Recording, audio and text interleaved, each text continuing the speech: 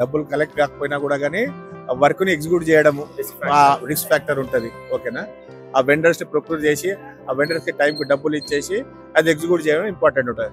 అది ఫ్యూచర్ లో ఏంటంటే ఎప్పుడైనా క్రైసిస్ సిచ్యువేషన్ వచ్చినా కూడా కానీ వాళ్ళ లైఫ్ లో హ్యాండిల్ చేయగలుగుతారు ఏది ఉన్నా కూడా కానీ. ప్యానిక్ కాకుండా అది ఒకటి నేర్చుకోవచ్చు వినాయకుడు దగ్గర. వినాయకుడు అనేది ఖాళీ గణేశుడు చేయడం అని కాదు, కానీ ఇటువంటి పాయింట్స్ మనము ఇది చేయొచ్చు. కోరికలు తీరినాయి నిజంగానే అయినాయి బ్రో. మీ ఫ్రెండ్స్ కి మీకు అందరికి లైవ్ ఎగ్జాంపుల్ ఉంది ఇక్కడ. సో 60 మెంబర్స్ కి ఏదో లైవ్ ఎగ్జాంపుల్ ఉంది ఇక్కడ. మంచిగా సెటిల్ అయ్యారు, జాబ్ చేసుకొని 25 lakhs ఖర్చు చేస్తారు అంటే అర్థం చేసుకో బ్రదర్. సో ఇక్కడ లైవ్ ఉంది, డివోషనల్ ప్లేస్ ఉంది కాబట్టి, స్పిరిచువాలిటీ ఉంది కాబట్టి ఇంత క్రేజీ ఉంది అక్కడ.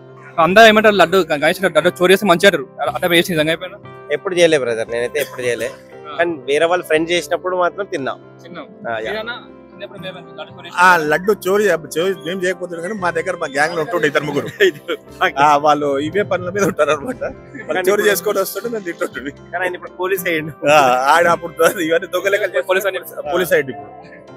సో అర్థం చేసుకో ఎంత మంచి అయితే లేదా. నీకు లైవ్ ఎగ్జాంపుల్ పోలీస్ అయ్యింది అతను. చూసారు కదా, లైక్ షేర్ సబ్స్క్రైబ్ చేసుకుని మరి.